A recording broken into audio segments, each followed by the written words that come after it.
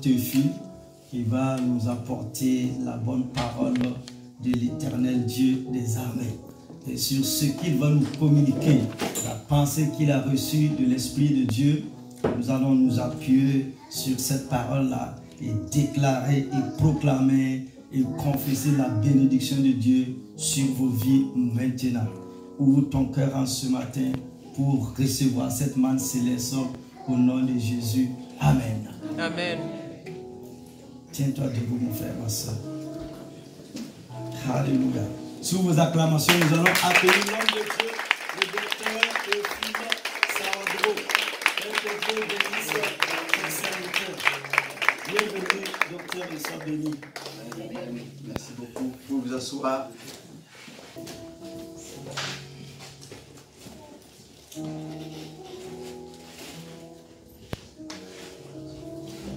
Je suis heureux d'être parmi vous ce matin pour partager la parole de Dieu et pour nous réjouir dans la présence de notre Dieu. Comme je disais au pasteur, c'est comme si ça faisait longtemps. Oh, c'était le mois dernier, mais bon, ça faisait un peu longtemps quand même. Hein? En tout cas, nous rendons grâce à Dieu, la grâce qu'il nous fait d'être là au milieu de vous. Et nous rendons grâce à Dieu de l'œuvre qu'il fait au milieu de nous. Amen. Nous pouvons être reconnaissants parce que c'est lui qui fait une œuvre dans nos vies, qui fait une œuvre dans nos familles, dans nos villes. À lui toute la gloire. Vraiment, nous rendons grâce à Dieu et puissions-nous disposer nos cœurs afin que ce que l'Esprit de Dieu veut nous dire, que nous puissions recevoir. Et ce que Dieu veut faire au milieu de nous, qu'il le fasse.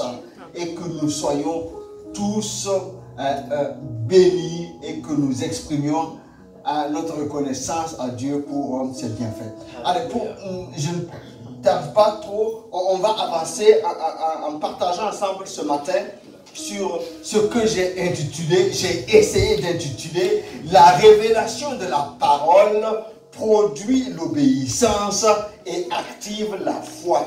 La révélation de la parole produit l'obéissance et active la foi. Quand on parle de ça, on voit déjà le mot foi. Quand on est réuni dans un lieu de culte, c'est que l'on croit. Donc la foi, elle est importante. On ne peut pas dissocier la foi parce que nous sommes là en tant que croyants. Nous devons avoir cette foi. Hébreux 11:6 nous dit ceci. Or, sans la foi, il est impossible d'être agréable, de lui être agréable, car il faut que celui qui s'approche de Dieu croit qu'il existe et qu'il est le rémunérateur de ceux qui le cherchent. Je ne reviens pas sur la définition de la foi que nous connaissons, qui est une démonstration, mais je veux que nous puissions juste nous rappeler que sans la foi, il est impossible d'être agréable à Dieu. Ce qui veut dire que avec la foi, nous pouvons être agréables à Dieu, mais sans la foi, quel que soit ce que nous faisons, nous ne pouvons pas plaire au cœur de notre Dieu. Mais quand on a la foi, il y a une bénédiction qui s'attache. Il est le rémunérateur, c'est lui qui nous bénit parce que nous avons cette foi. Sans la foi, nous ne pouvons pas obtenir ce qu'il veut nous donner. C'est comme notre bras que nous tendons pour recevoir quelque chose de Dieu. Nous ne pouvons pas vivre sans la foi. C'est pour cela Habakkuk dit, le juste vivra par sa foi. Le juste vivra par sa foi. Autrement dit, quand le juste n'a pas la foi, il risque de mourir sur le plan spirituel. La foi est indispensable. On vit par la foi comme un carburant qui nous aide à avancer. On ne marche pas par la vue, mais on marche par la foi. Donc la foi, elle est indispensable. Et aussi l'obéissance, nous en avons parlé. Et Saül a vécu cette expérience. Il est allé en guerre, il a ramené beaucoup de bétail qu'il veut offrir à Dieu. 1 Samuel 15, 22. Samuel dit, L'Éternel trouve-t-il du plaisir dans les holocaustes et les sacrifices comme dans l'obéissance à la voix de l'Éternel? C'est une question qui est posée. C'est pour dire que l'Éternel en effet trouve du plaisir quand tu lui offres un sacrifice et des sacrifices. Mais cela n'a pas de commune mesure avec le plaisir que l'Éternel trouve quand son enfant, quand ses élus marchent dans l'obéissance. Et la suite dit ceci: voici, l'obéissance vaut mieux que les sacrifices et l'observation de sa parole vaut mieux que la graisse des béliers.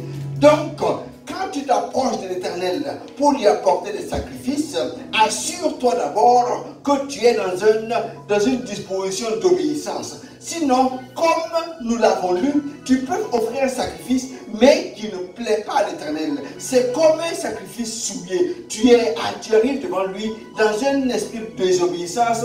Tu apportes quelque chose qui ne lui plaît pas. Tu apportes quelque chose qui ne touche pas son cœur. Par contre, il faut d'abord obéir à Dieu. En ce moment, le sacrifice que tu lui apportes, lui, est agréable.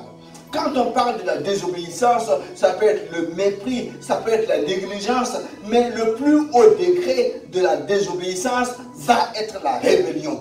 Dieu connaît la rébellion, parce que le Satan lui-même s'est rébellé et il est venu sur la terre chasser du ciel. Donc, Dieu ne peut pas composer avec les hommes et les femmes qui vivent dans la rébellion, qui vivent dans la désobéissance. Le début de la marche avec Dieu se fait par l'obéissance. J'espère que vous allez me suivre ce matin. Amen. Quelques pensées qui vont nous aider à comprendre. Parce que tant que nous n'avons pas cette obéissance et cette marche par la foi, nous ne pouvons pas obtenir ce que Dieu a prévu pour chacun de nous. Et pour que cela soit possible dans nos vies, n'importe qui ne peut pas obtenir de marcher par l'obéissance, par la foi. Il faut d'abord avoir une révélation par la parole de Dieu, de qui est Dieu. Il y a beaucoup de religions sur la terre. Tout le monde parle de Dieu, mais tout le monde n'a pas la révélation de qui est Dieu. Pour savoir qui est Dieu, il faut passer par Jésus-Christ. Pour connaître l'amour de Dieu, pour connaître le cœur de Dieu. Il faut voir aussi la révélation de qui nous sommes en Dieu. Nous avons été rachetés, nous avons été faits enfants de Dieu. Cela fait la différence. Quand nous avons cette révélation de notre statut, de qui nous sommes et quel est le cœur de Dieu pour nous, il devient alors possible par l'action de la parole et le Saint-Esprit de marcher dans l'obéissance et dans la foi afin d'obtenir ce que Dieu a prévu pour chacun de nous. Ne vous endormez pas, nous sommes au début, j'espère que vous êtes là. Libérés par une démonstration de puissance. C'est notre premier point. Libérés par une démonstration de puissance. Je me suis posé la question. Pourquoi le peuple d'Israël, qui est sorti par la même puissance de Dieu, a erré 40 ans dans le désert? Quand on y réfléchit, c'est incompréhensible. Peut-être tout le monde ne connaît pas l'histoire. Je vais juste rappeler un tout petit peu.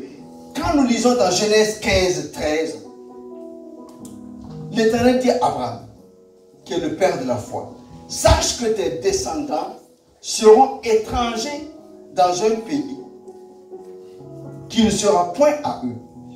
Ils y seront asservis et on les opprimera pendant 400 ans.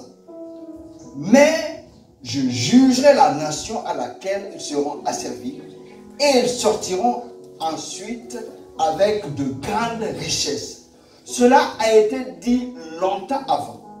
Mais ce que Dieu a dit s'est accompli. Parce que le peuple d'Israël s'est retrouvé esclave en Égypte, en effet. Et cela a duré 400 ans, un peu plus, 430 ans. Mais Dieu a décidé de libérer et de délivrer ce peuple. Et quand nous lisons la parole, nous voyons que Dieu a exercé une puissance extraordinaire pour la libération de ce peuple-là. D'abord, quand Moïse arrive, il avait un bâton qui était transformé en serpent. Les magiciens aussi de l'Égypte ont fait la même chose. Ensuite, il y a eu l'eau qui a été changée en sang. Ensuite, des grenouilles ont envahi tout le pays. Mais à chaque fois que Moïse faisait un miracle, un prodige par la main de Dieu, les magiciens aussi faisaient la même chose. Ensuite, il y a eu de la poussière qui a été transformée en poux. Mais cette fois-ci, c'était la fin de ce que les magiciens pouvaient faire. Par la suite, il y a eu d'autres miracles et d'autres prodiges que Dieu a fait par Moïse. Des mouches venimeuses sont venues. La mort de tout le bétail. Des ulcères sur les habitants. La grêle qui est tombée sur tout le pays. Des sauterelles partout qui ont dévoré. Et des ténèbres sur toute la terre. Écoutez-moi, frères et sœurs.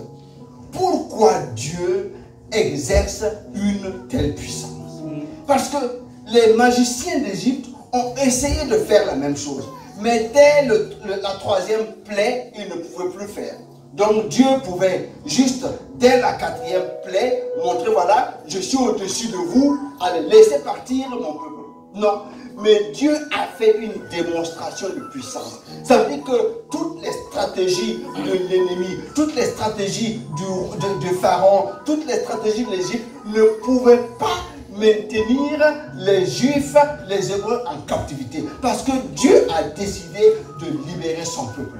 Et nous savons que la dernière plaie a été terrible. Parce que c'était la mort des premiers-nés d'Égypte. Alors que le sang de l'agneau, selon les instructions de Dieu, avait été mis sur les linteaux des portes. Cette nuit-là, c'était une nuit terrible. Parce que l'ange de la mort est passé. Et partout où il y avait le sang, par obéissance, ces maisons ont été épargnées, ces habitations ont été épargnées. Mais là où il n'y avait pas le sang qui a été mis sur les linteaux des portes, tous les premiers-nés sont morts. Alors le matin, dans un camp, c'était de la réjouissance parce que c'était maintenant le temps de pouvoir quitter l'esclavage de 400 ans. Mais dans l'autre partie du pays, c'était des pleurs parce qu'ils ont vu qu'on ne pouvait rien contre ce que l'Éternel avait décidé de faire. Parce qu'à chaque fois que Dieu voulait que le peuple sorte, Pharaon ne voulait pas que le peuple sorte. Et quand cette plaie a frappé, Pharaon a dit, c'est bon, sortez maintenant. Et comme nous l'avons lu, Dieu a permis que le peuple sorte avec de grandes richesses. Le peuple a été quand même poursuivi par Pharaon jusqu'au bord de la mer Rouge. Et l'armée égyptienne a été engloutie dans la mer Rouge par la puissance de Dieu. Quand nous voyons toute la marche là, cette marche a été une marche où il y a eu une démonstration de puissance à chaque fois. Quand il manquait de l'eau, l'eau est sortie du rocher. Quand il manquait de la nourriture, la manne est tombée, les cailles sont venues. Dieu a délivré son peuple de toutes les guerres. Dieu a manifesté une puissance. Sa présence était tangible. Le jour, on voyait une nuée. La nuit, c'était une colonne de feu. La présence de Dieu était là. L'arche de l'alliance a été faite pour représenter la présence de Dieu. La loi a été donnée. Dieu a fait tout ce qui était nécessaire afin que le peuple sache qu'il est au milieu de lui et qu'il avance sereinement. Quand on voit tout ce qui s'est passé, la puissance qui a délivré ce peuple et la puissance de Dieu qui a accompagné ce peuple tout le long du chemin. Et quand on arrive au bord du Jourdain, on est étonné par ce qui se passe. Parce qu'au bord du Jourdain, il fallait maintenant passer et conquérir une des premières villes qui est Jéricho. Alors, Moïse envoie les espions pour aller voir le pays. Il y avait 12. Et quand ils sont revenus, il y a 10 qui ont été trop pessimistes. Il n'y avait que 2 qui croyaient que Dieu pouvait faire quelque chose. Et quand on lit le rapport, on n'a pas le temps de lire tout le rapport, on est surpris de la manière dont le rapport est fait.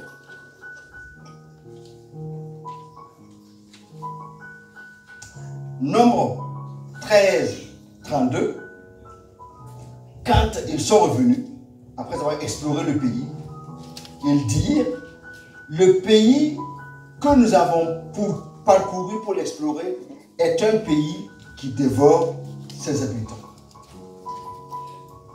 Tous ceux que nous y avons vus sont des hommes de haute taille. Verset 33. Nous y avons vu les géants, enfants d'Anak, de la race des géants. Écoutez la déclaration. Nous étions à nos yeux et aux leurs comme des sauterelles. Cette déclaration m'a quand même frappé. Elle dit qu'ils sont allés visiter. Ils ont vu des géants. Et quand ils ont vu les géants, ils ont considéré qu'ils étaient comme des sauterelles devant ces géants. Soit. Mais ils ont interprété en disant que même ces géants, quand ils les regardaient comme des sauterelles. Ce qui est absolument faux.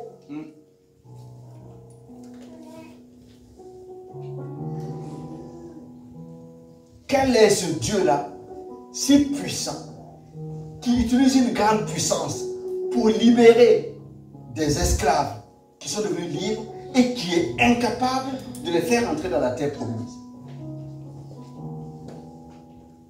Malgré tout ce qu'ils ont vu, malgré tout ce qu'ils ont pu toucher, les miracles et les prodiges qui les ont accompagnés, arrivés au bord de la terre promise, le peuple est incapable d'avoir la foi, de compter sur Dieu pour hériter de ses promesses.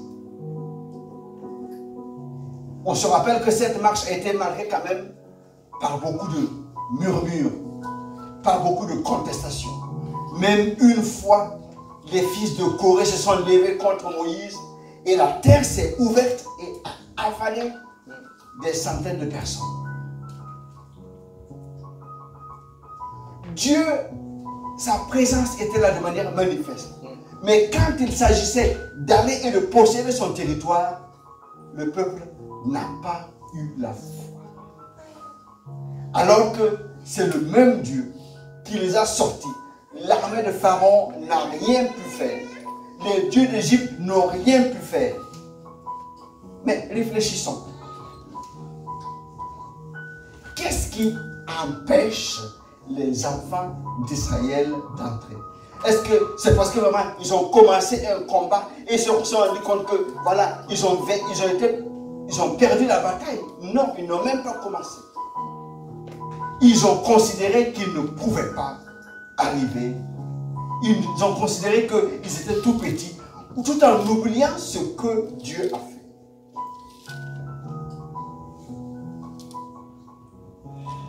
Nous devons penser vraiment profondément à ce que Dieu a fait pour les enfants d'Israël, pour que ça nous aide pour la suite à comprendre.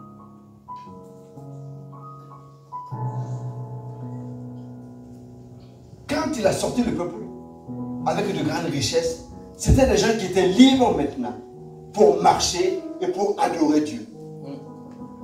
Dieu a mis en échec toute l'armée, tous les dieux. Il n'y a personne, il n'y a aucune autorité, aucune entité qui pouvait retenir. Même la nature obéit. La mer s'ouvre pour qu'il passe. Mais tout est mis en œuvre afin qu'il voie qu'il y a une présence extraordinaire qui les accompagne. Je vous rappelle juste un épisode. Quand le peuple était poursuivi par l'armée d'Égypte, il est au bord de la mer Rouge, acculé par l'armée qui court derrière.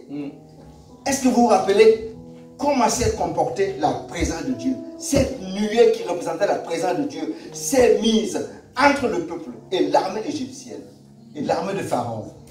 Et d'un côté, du côté du peuple, c'était de la lumière, et du côté de l'armée de l'Égypte, de l'armée de Pharaon, c'était des ténèbres.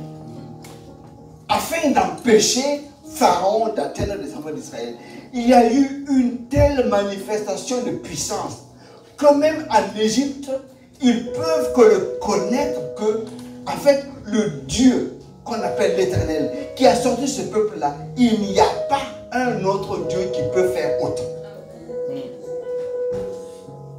Afin que toute la gloire revienne à celui-là qui est capable de libérer son peuple. Amen. Malheureusement, malgré tous les prodiges, tous les miracles extraordinaires que le peuple a vécu, il arrive à la porte et il ne peut pas entrer. Il est convaincu qu'il est comme des sauterelles. Donc, il est sorti de l'esclavage, mais il reste avec une mentalité d'esclave. Et quand nous voyons tout le long, alors qu'il fait des murmures, souvent il dit, on préfère aller mourir là-bas. Là-bas au moins c'est des cimetières. On préfère retourner en Égypte. Au moins là-bas, il y a des concombres, il y a des tomates, je ne sais quoi. Alors qu'ils ont été libérés par une grande puissance pour aller de l'avant, ils se tournent toujours vers ce qui est passé. La mentalité d'esclaves les poursuivait toujours. Et Dieu qui a fait sortir son peuple est obligé de juger son propre peuple. C'est là que Moïse s'approche de Dieu dans une instante prière en disant, Dieu ne fais pas ça. Parce que Dieu a dit, je vais détruire ce peuple et avec toi, je vais susciter un autre peuple. Et Moïse dit non, Dieu ne fait pas ça. Mais comme les Égyptiens diront, ce Dieu-là est incapable de sortir son peuple et de l'amener jusqu'à la terre promise, quels que les autres peuples diront. Moïse a intercédé en rappelant à Dieu que ses bontés sont illimitées, qu'il est plein d'amour, que sa compassion est là. Et Dieu dit, maintenant j'ai entendu et j'ai pardonné. Nous allons lire dans Nombre 14, verset 20.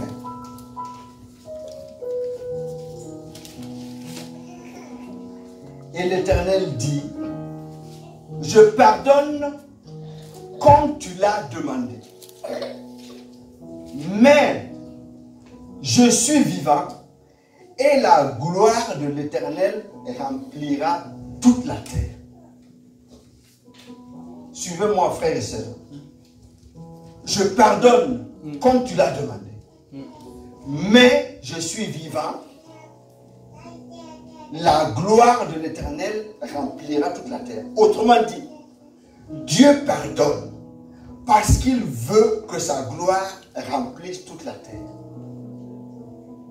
Dieu pardonne parce qu'il veut que sa gloire remplisse toute la terre. Voyons la suite du verset. Tous ceux qui ont vu ma gloire et les prodiges que j'ai faits en Égypte et dans le désert, et qui m'ont tenté 10 fois, et qui n'ont point écouté ma voix, tous ceux-là ne verront point le pays que j'ai juré à leur père de leur donner. Tous ceux qui m'ont méprisé ne le verront point.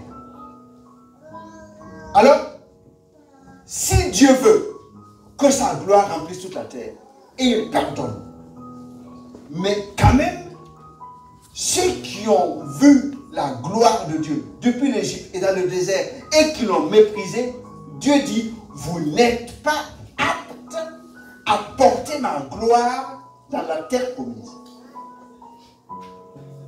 Je veux des hommes et des femmes qui sont aptes à porter, qui acceptent porter ma gloire dans ces contrées-là. C'est pour cela que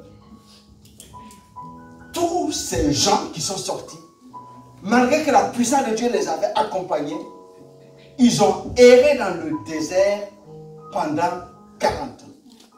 La puissance de Dieu était là. La parole de Dieu dit que voilà, leurs chaussures ne se sont pas usées, leurs habits, mais ils sont morts dans le désert.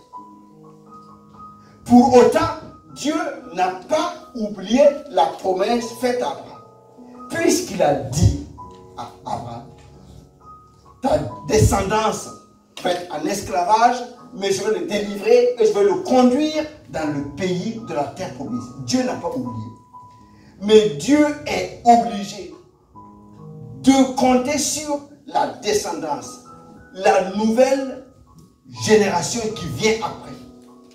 Parce que la première génération qui est sortie, malgré qu'elle a vu la puissance, malgré qu'elle a vu la manifestation de la présence de Dieu, elle n'a pas pu avoir un changement de mentalité et accepter que, en fait, il faut encore marcher dans l'obéissance, il faut marcher par la foi, parce que celui qui a fait sortir est capable de nous conduire jusqu'au bout. Et Dieu est obligé de composer avec ceux qui sont nés par la suite dans le désert. Ce qui est étonnant, même l'homme de la loi, qui s'appelle Moïse, le grand prophète, Dieu a jugé que voilà, son temps se termine maintenant. Moïse, tu ne pourras pas entrer dans la terre promise. Parce que, au lieu de m'honorer devant le peuple d'Israël, quand je t'ai parlé par rapport à ce rocher, tu l'as frappé 2 fois, alors que je t'avais dit de parler au rocher. Moïse, qui a porté la loi, n'a pas pu entrer dans la terre promise. Il fallait un changement total de mentalité. Alors, pour entrer dans la terre promise, il faut un changement de mentalité.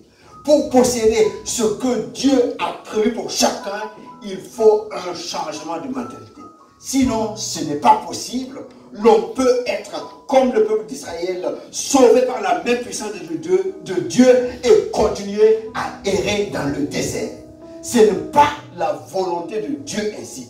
Dieu veut que le peuple qu'il a racheté puisse entrer en possession de ce qu'il a prévu. Mais sans changement de mentalité, il est impossible de posséder ce que Dieu a prévu. Seule la descendance a pu entrer. Pour posséder notre héritage, un changement de mentalité s'impose.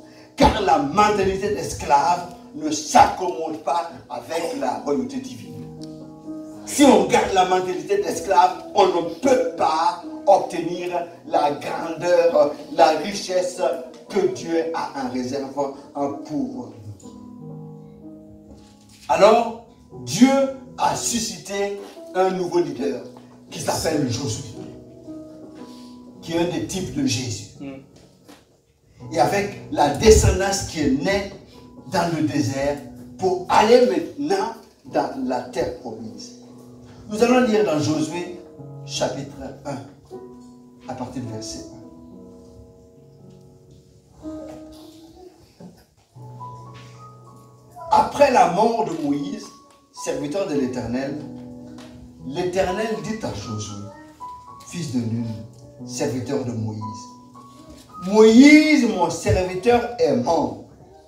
Maintenant, lève-toi, passe ce Jourdain, toi et tout ce peuple, pour entrer dans le pays que je donne aux enfants d'Israël.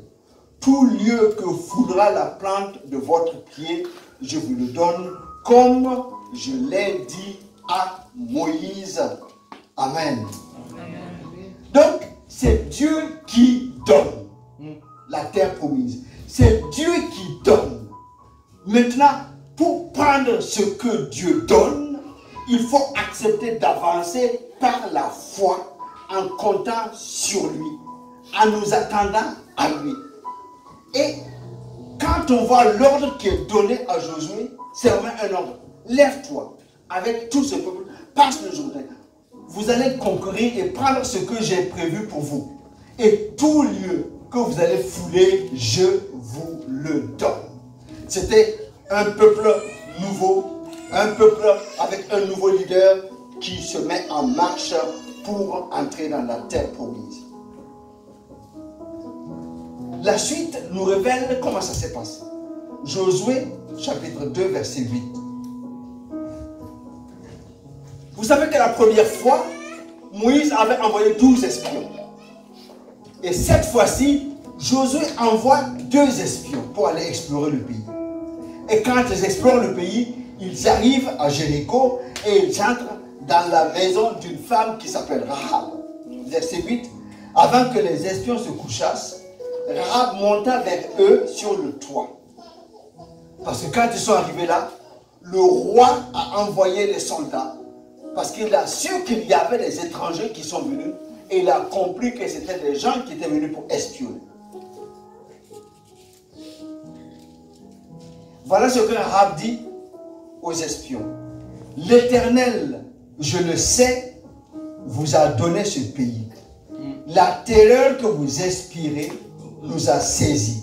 Et tous les habitants du pays tremblent devant vous. Écoutez. Alléluia.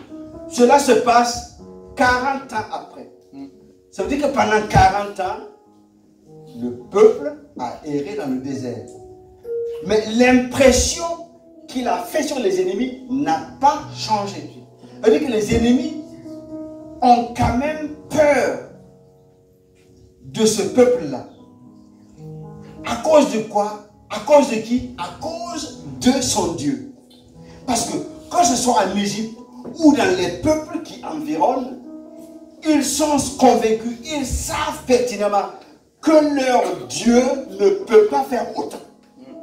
Non, ils n'ont pas un Dieu qui peut délivrer comme l'Éternel. Non, ils n'ont pas un Dieu qui peut détruire des peuples comme l'Éternel. Non, ils n'ont pas un Dieu qui est capable d'ouvrir la mer rouge. Non, ils n'ont pas ce Dieu-là.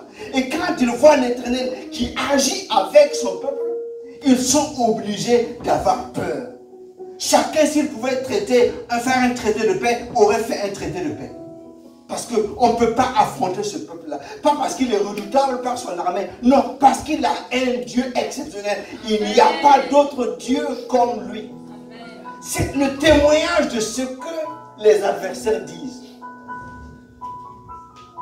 Verset 10. Car nous avons appris comment à votre sortie d'Égypte, l'Éternel a mis à sec devant vous les eaux de la mer Rouge. Et comment vous avez traité les deux rois des Amoréens au-delà du Jourdain, Sihon et Og, que vous avez dévoués par interdit. Nous l'avons appris et nous avons perdu courage. Et tous nos esprits sont abattus à votre aspect. Car c'est l'Éternel votre Dieu qui est Dieu, en haut dans les cieux et en bas sur la terre. Amen.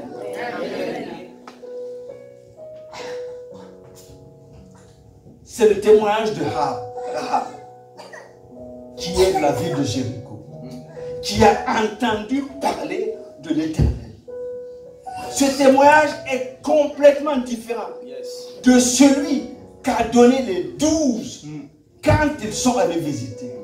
Ça veut dire que le peuple marche avec Dieu. Il mange ce que Dieu lui donne. Il boit l'eau qui sort du rocher. Il voit la présence de Dieu, la protection de Dieu, la délivrance de Dieu. Et il est quand même dans l'incapacité de compter sur Dieu pour avancer. Et les ennemis qui sont au dehors, qui auraient aimé avoir cette protection, quand ils regardent, ils sont ébahis. Parce que eux, ils ont des dieux, mais qui ne peuvent pas faire comme l'Éternel. Et ils ont peur. Tandis que ceux qui marchent avec l'Éternel, qui devaient marcher sans peur, ont peur. Il y a un paradoxe, il y a quelque chose qui ne va pas. Ce n'est pas normal. Ceux qui sont au dehors voient la puissance de Dieu.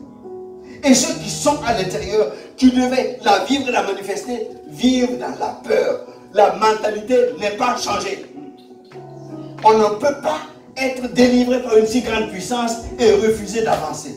Sauf vraiment si on a une mentalité d'esclave, ou dirait quelqu'un m'a cédé de criquet. Parce qu'on se compare à des criquets.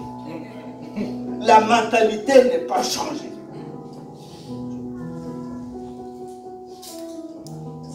Avec cette génération, avec ce nouveau leader, heureusement les choses sont différentes. Parce que quand ils sont venus faire leur rapport, il est complètement différent que le rapport de ceux qui avaient visité 40 ans plus tôt. Ils dirent à Josué, certainement, l'Éternel a livré tout le pays entre nos mains. Et même tous les habitants tremblent devant nous. Ça, c'est la nouvelle génération. Celle qui est née dans le désert, celle qui est un nouveau leader, celle qui a une mentalité différente.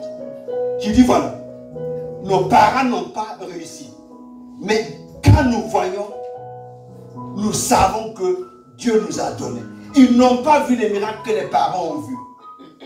Mais leur mentalité était changée. Avec un nouveau leader. Dieu n'a pas pu composer avec les pères.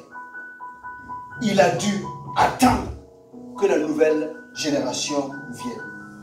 Comme pour nous rappeler que sans changement de mentalité, il est impossible d'entrer pleinement dans ce que Dieu a prévu pour nous. Amen. Ce qui est étonnant, c'est que ceux du dehors, ils voient la puissance qu'il y a en Dieu. C'est pour ça qu'ils ne veulent pas laisser les uns et les autres tranquilles. Ils voient qu'il y a une puissance redoutable.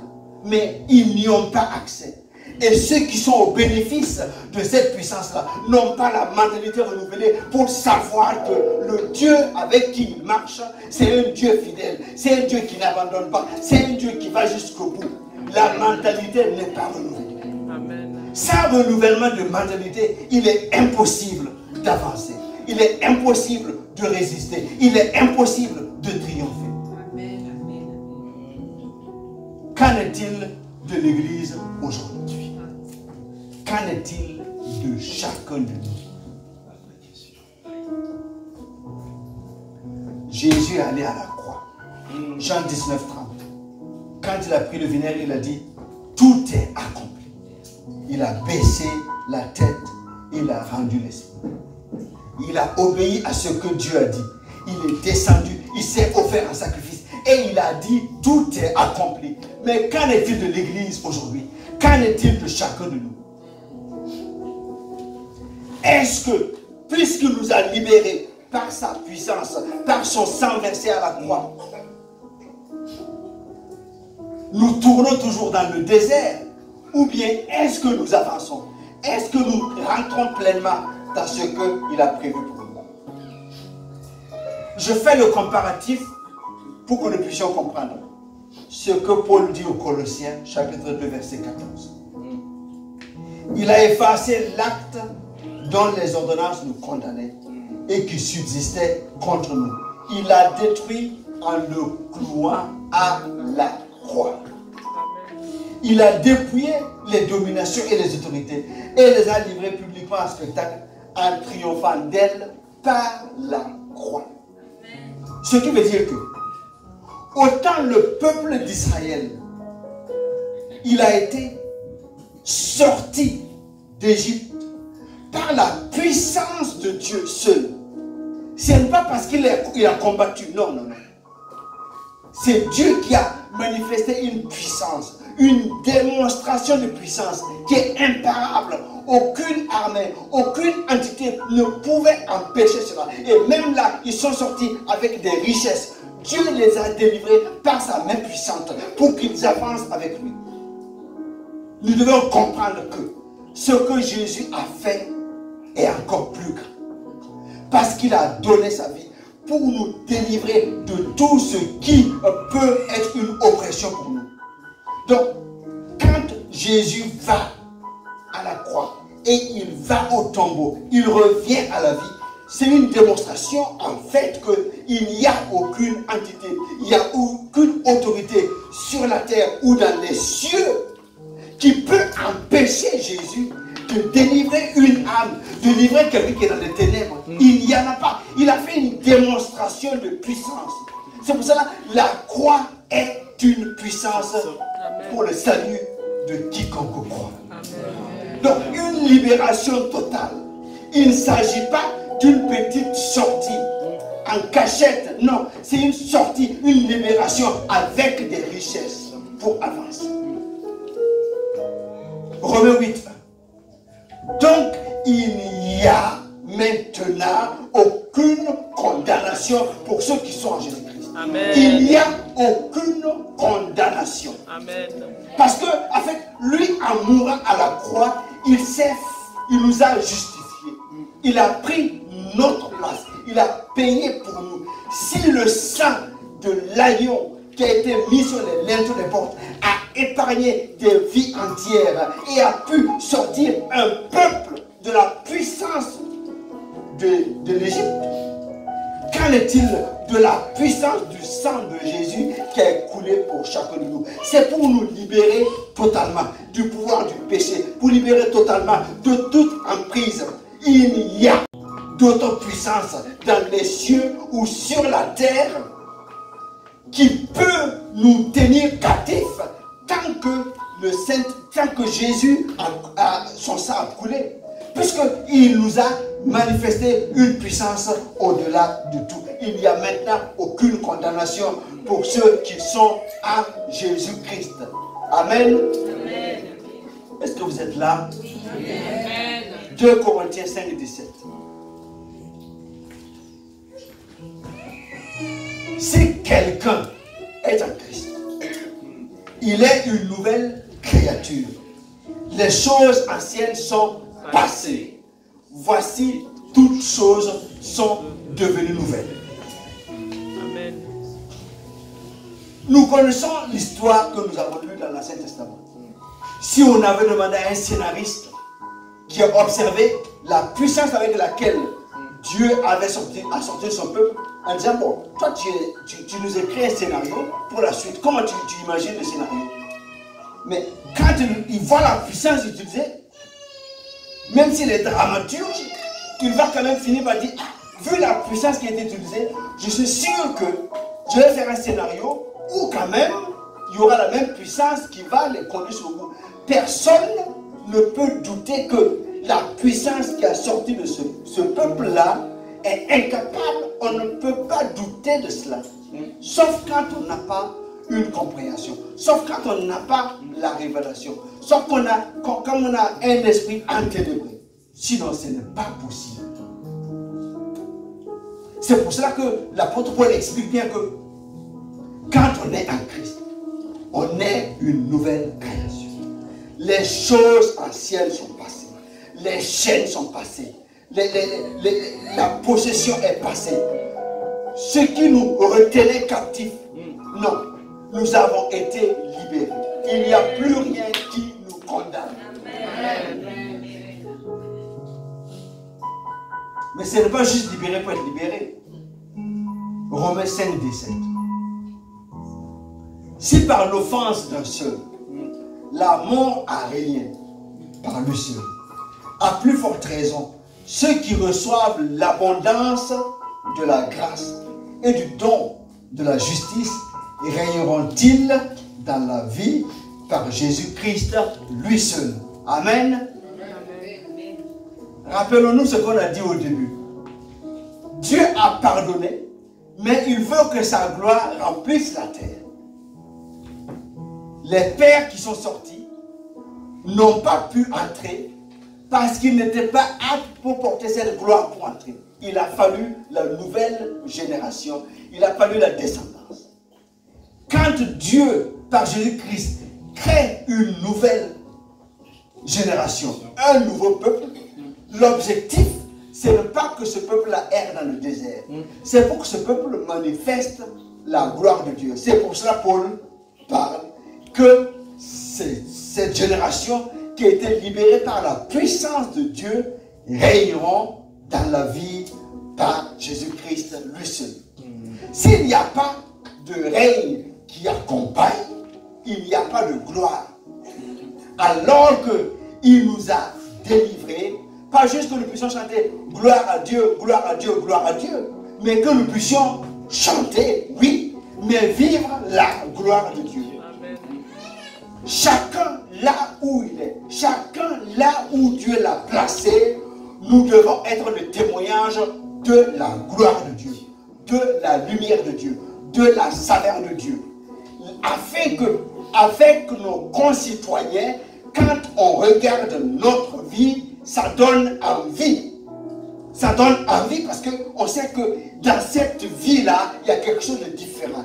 Il y a une paix. Il y a une sérénité, il y a une joie, il y a une confiance, il y a une espérance. Ce n'est pas parce qu'on n'est pas dans la tribulation comme les autres, mais il y a une différence. Parce qu'il y a l'Éternel. Les autres ne le connaissent pas. Nous ne sommes pas meilleurs que. C'est juste la révélation par la grâce qui nous permet d'avoir ce Dieu-là comme Père, celui qui marche avec nous. Donc les choses doivent être différentes. Nous n'avons pas à envier les autres. C'est les autres qui doivent envier qui nous sommes parce que nous avons quelque chose de différent. Il y a la gloire de Dieu. Tant que nous n'avons pas cela, c'est comme si nous avons toujours une mentalité de souterraine en train de errer dans le désert. Ce n'est pas ce que Dieu nous veut. Il ne nous a pas libérés pour errer dans le désert ou pour être bloqués à un moment donné. Non, il nous a libérés afin que nous puissions entrer dans la terre promise. C'est pour ça qu'il dit, c'est un pays où coule le lait et le miel.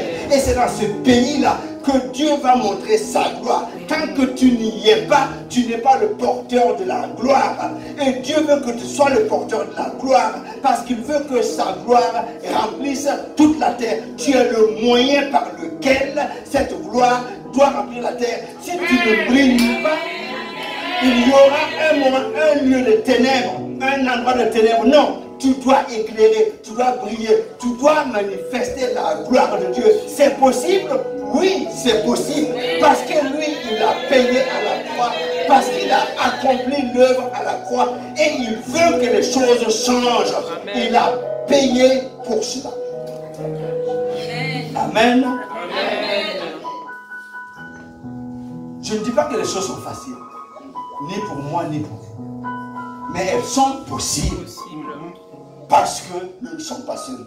Éphésiens 6, 11 pour terminer. Revêtez-vous de toutes les armes de Dieu afin de pouvoir tenir ferme contre les ruses du diable. Car nous n'avons pas à lutter contre la chair et le sang, mais contre les dominations, contre les autorités, contre les princes de ce monde de ténèbres, contre les esprits méchants dans les lieux célestes. Romains 8, 37. Mais dans toutes ces choses, nous sommes plus que vainqueurs par celui qui nous a aimés. Amen.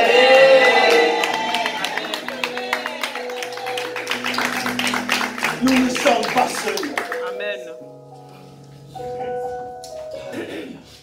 Le changement de mentalité par la révélation produit en nous l'obéissance et la foi afin que nous puissions accomplir les desseins de Dieu, afin que nous puissions révéler au monde la gloire de Dieu.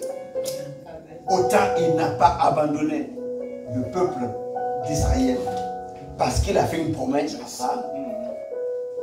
Nous sommes la descendance d'Abraham par Jésus-Christ. Il ne nous abandonne pas. Non, non, non. Il ne nous abandonne pas. Tenons ferme. Gardons la foi. Parce que celui qui a fait la promesse est fidèle. Amen. L'ennemi sait là où il y a la vérité, là où il y a la puissance. C'est pour cela qu'il veut nous maintenir dans un esprit d'esclavage. Non, non, non. Nous avons été libérés. Ça ne peut plus être comme avant. Comme disait quelqu'un, il y a un avant, il y a un après. Amen. Les choses ont changé désormais. Amen. Les choses ont changé désormais. Donc à chaque fois que nous marchons et que c'est comme si nous sommes dans une mentalité d'esclave, non, non, non. C'est même plus ça. Non, non, non. Nous sommes le relais pour amener la gloire de Dieu. Amen.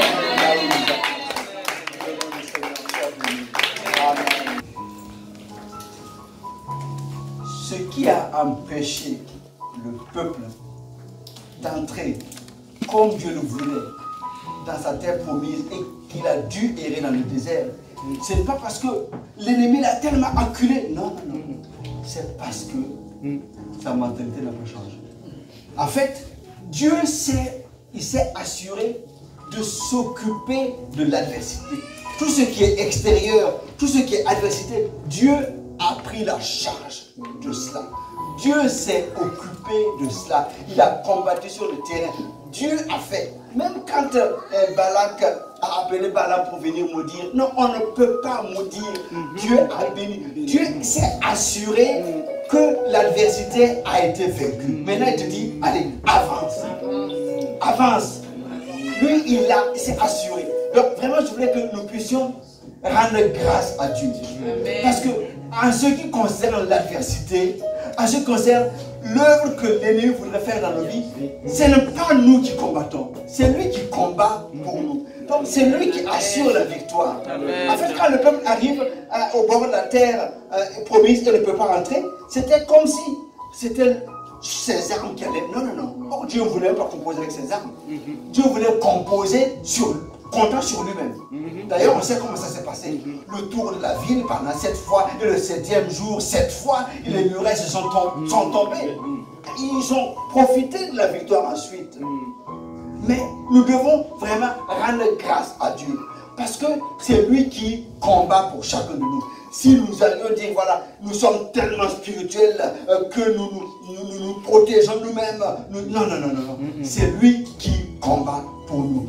Quand nous sommes dans sa présence, quand nous sommes parfois même inconscients dans notre sommeil, des situations par lesquelles nous passons et nous sommes même infidèles, c'est lui qui combat pour nous. Donc je propose que pendant quelques minutes, nous puissions rendre grâce à Dieu parce qu'il nous libère. Il combat pour nous.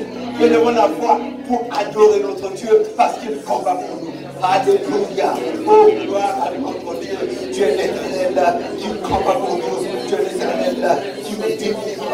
Tu es l'Éternel qui s'occupe. Oh Dieu, de la félicité dans nos vies. Oh, gloire à ton nom. Gloire à ton nom. Tu nous as libérés. Tu marches avec nous. Tu nous as libérés. Tu combats pour nous. Nous ne craignons pas la terreur de la vie. Oh, tu es là à notre côté. Tu veilles sur nos pas. Gloire à notre Dieu. Pour ta fidélité. Sois loué, sois adoré, sois magnifié dans le nom de Jésus-Christ. Vraiment ce matin, je voulais t'élever et te dire, tu es le grand Dieu, tu es le puissant Dieu, tu œuvres avec puissance, avec autorité dans nos vies, et tu es digne de louange. Gloire à l'Éternel, gloire à l'Éternel des armées, gloire au lion de la tribu de Juda, du matin au soir, du soir au matin, quel que soit le temps, les circonstances, tu veilles. Celui qui veille sur Israël, il ne dort pas, il ne sommeille pas. Oh, gloire à ton nom, Seigneur, parce que nos vies sont entre tes mains, nos vies sont entre tes mains. Notre Dieu, gloire à toi, tu es digne de notre reconnaissance et de notre action de grâce. Oh, béni sois-tu notre Dieu, oh, béni sois-tu notre roi, oh, gloire à Dieu, qui est moi je suis. Tu mérites l'adoration. Tu es le seul Dieu qui peut faire cela. Tu es le seul Dieu qui peut délivrer, qui peut protéger efficacement. Il n'y a personne comme toi qui puisse le faire. Alors, gloire à ton nom, Seigneur. Gloire à ton nom. Oh, sois doué dans le nom de Jésus-Christ. Oh, béni soit ton nom, Seigneur. Alléluia. Alléluia. Gloire à ton nom, Seigneur. Gloire à ton nom, Seigneur. Alléluia. Alléluia. Alléluia. Nous allons prier et demander la grâce de Dieu afin que nous puissions avoir une mentalité, une intelligence renouvelée. Afin que sa parole que nous entendons chaque fois puisse agir profondément en nous et que nous soyons complètement renouvelés dans notre compréhension, dans notre intelligence, dans notre mentalité. Parce que nous sommes libérés pour aller et témoigner de la gloire de Dieu. Nous voulons prier vraiment, comme Paul aussi en parlait, que nous puissions avoir une intelligence renouvelée. Exprimons notre désir à notre Dieu ce matin. Et par l'Esprit de Dieu, il nous fera grâce. Il nous donnera de comprendre. Il ouvrira notre intelligence. Nous parlons des choses spirituelles. C'est Dieu qui fait une œuvre en nous par son Esprit. Amen. Alors prions dans le nom de Jésus-Christ. Alléluia, notre Dieu. Oh, nous voulons, Seigneur, avoir une intelligence renouvelée. Oh, notre Dieu. Comprendre ce que tu veux, comprendre les desseins, marcher, Seigneur, comme tu veux, Seigneur, une intelligence renouvelée dans le nom de Jésus-Christ. Saint-Esprit, donne-moi ta volonté, la puissance de marcher, Seigneur,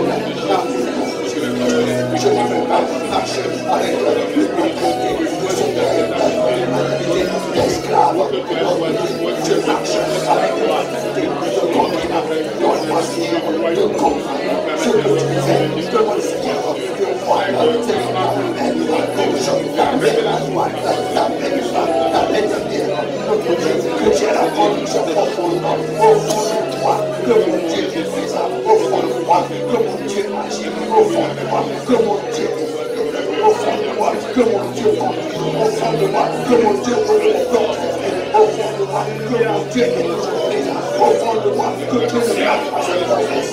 Oh, révèle-moi encore les choses, oh mon Dieu, avec une colère. Je veux te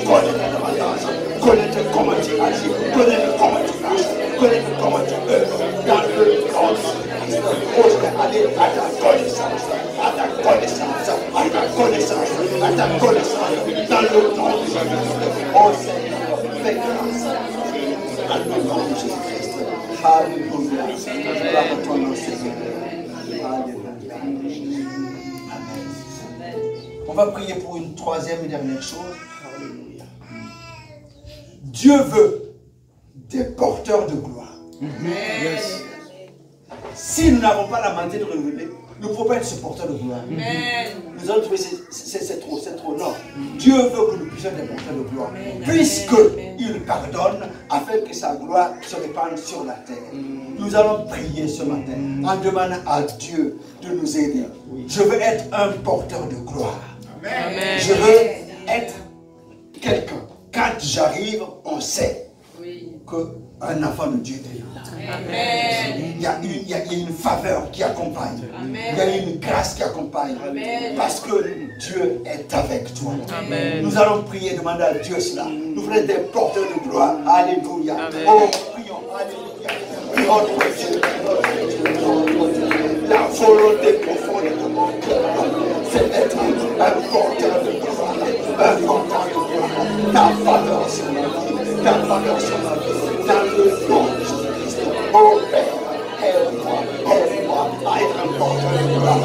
Être quelqu'un qui apporte la faveur, qui apporte la lumière, qui apporte la saveur, qui apporte la grâce, qui apporte la bénédiction, qui apporte la joie, qui apporte la stabilité, qui apporte la paix. Oh notre Dieu, oh nous sommes des porteurs de gloire. Par ton esprit c'est possible. Relève-nous Seigneur, relève-nous Seigneur, dans le nom de Jésus, dans le nom de Jésus. Alléluia. Oh Père, fais grâce. Père, fais grâce dans le nom de Jésus. Alléluia. Alléluia. Alléluia. Alléluia. Alléluia. Gloire à notre Dieu. Gloire à notre Dieu. Gloire à notre Dieu. Gloire à notre Dieu. Alléluia. Alléluia. Alléluia. Toute parole humaine reste humaine tant qu'il n'y a pas la puissance du Saint-Esprit qui accompagne cette parole. Alors nous voulons, Seigneur, déclarer que ta présence étant là, que ton esprit fait son œuvre dans nos cœurs, dans nos vies, dans nos corps, comme tu le veux, pour ta seule gloire. Saint-Esprit, tu fais ton œuvre dans nos cœurs, dans nos corps, dans nos vies, pour la gloire de Dieu. Saint-Esprit, tu fais ton œuvre, tu visites. Saint-Esprit, tu renouvelles. Saint-Esprit, tu convaincs le péché. Saint-Esprit, tu éclaires. Saint-Esprit, tu attires à toi. Saint-Esprit, tu libères ce matin dans le nom de Jésus-Christ. Manifeste-toi, Seigneur, dans nos vies, afin que cette parole que nous avons entendue soit une puissance en nous, soit une lumière en nous, soit quelque chose de glorieux en nous qui nous amène plus loin dans le nom de Jésus-Christ. Dans le nom de Jésus-Christ, oh gloire à notre Dieu pour sa présence au milieu de nous. Alléluia. Amen. Nous ce soir, gloire à Dieu. Alléluia.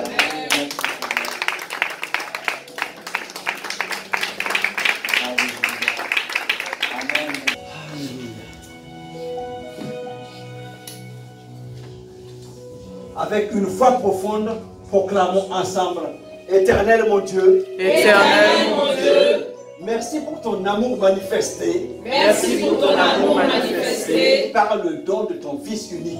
Par le don de ton Fils unique. Je te rends grâce. Je te rends grâce. Car la puissance de la croix m'a libéré. Car la puissance de la croix m'a libéré du péché et de la mort. Du péché et de la mort. Je te rends grâce car la puissance de la croix m'a libéré du péché et de la mort. Je te rends grâce car la puissance du péché m'a libéré du péché et de la mort. Par ta grâce, je veux marcher. Par ta grâce, je veux marcher. Avec une intelligence renouvelée et une foi ferme. Avec une intelligence renouvelée et une foi ferme. Par ta grâce, je veux marcher. Par ta grâce, je veux marcher. Avec une intelligence renouvelée et une foi ferme. Avec une intelligence renouvelée et une foi ferme. Revêtu par ta force toute puissante. Revêtu par ta force toute puissante. Je déclare que je suis plus que vainqueur. Je déclare que je suis plus que vainqueur. Et rien ne peut empêcher l'accomplissement de tes desseins dans ma vie. Et rien ne peut empêcher l'accomplissement de tes desseins dans ma vie. Par ta force toute puissante, Par ta force toute puissante, je déclare que je suis plus que vainqueur. je déclare que je suis plus que Et vainqueur. rien ne peut empêcher l'accomplissement de tes desseins dans ma vie. Et rien ne peut empêcher l'accomplissement de tes desseins dans ma vie. Je te remercie Je te remercie, car je suis un instrument entre tes mains car je suis un instrument entre tes mains pour manifester ton règne parmi mes concitoyens. pour manifester ton règne parmi mes concitoyens. Je te remercie Je te remercie, car je suis un instrument entre tes mains car je suis un instrument entre tes mains pour manifester ton règne parmi mes concitoyens. pour manifester ton règne parmi mes Au concitoyens. nom puissant de Jésus. Au nom puissant de Jésus. Amen. Amen, amen, amen. Gloire à Dieu.